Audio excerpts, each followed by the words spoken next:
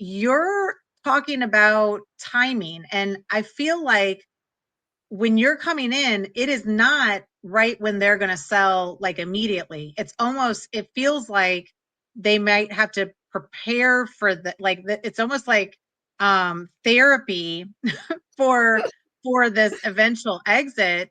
So talk to us about the timing, the transparency, the trust that goes into this. Like this seems like a bigger endeavor, especially if there are some of those stories that haven't been resolved. Mm-hmm.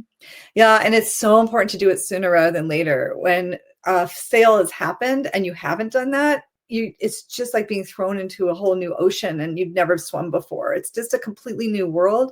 And you must know this from your work that there's a huge percentage of people who, after the sale, within 6 months to a year, really regret it.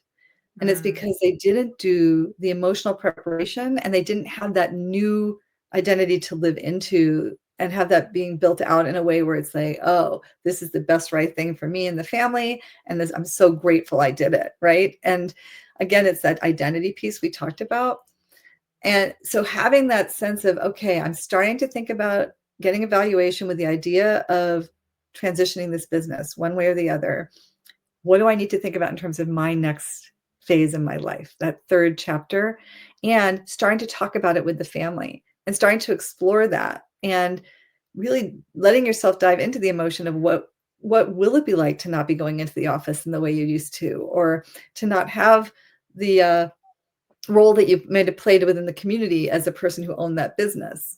So what other ways do you want to be relevant and engaged and having meaning and purpose in your life way beyond the business part? And for most people that are founders, this is their purpose, right? Like this is what they're about. And it's all about supporting themselves and the family. And then I would say the transparency piece is so huge because when you start thinking about a sale, you typically are told not to talk about it with anyone because Right. you don't want people to get wind of it. You don't want people to have it change the valuation in some way because of a competitor finding, there's so many things that are at stake. So one of the things that I recommend is, again, starting off with the stories and the background and the values and really getting the family grounded in the meaning and purpose behind the business first. And then exploring kind of in a hypothetical way with the family, what would it look like if we were to do something? Or how would this impact us? And then how do we want to be together? And developing your code of conduct around a potential sale. And what is it that would make sense to tell who and when and how? And that's when you like having an owner's council can be really helpful if you've already transferred ownership. And part of the role of being an owner is being trustworthy around information that you're getting, right?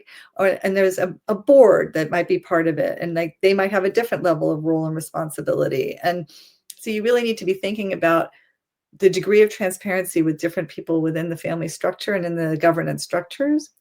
I often recommend having a family assembly where in-laws are part of it, grandkids are part of it. And so when it's to do the reveal, you're doing it within a context where everybody's hearing it at the same time. Everybody gets a chance to ask their questions and really feel honored and respected, and setting up a really clear narrative about when and how to talk about it with anybody. Social media is a huge issue. Do we post this? Do we not? When can we? And making sure people feel really respected in terms of their role and what's required of them, and also letting them know what it means to trust them with this information. And then there's like a standard that's set for the whole family that everybody's following at the same time.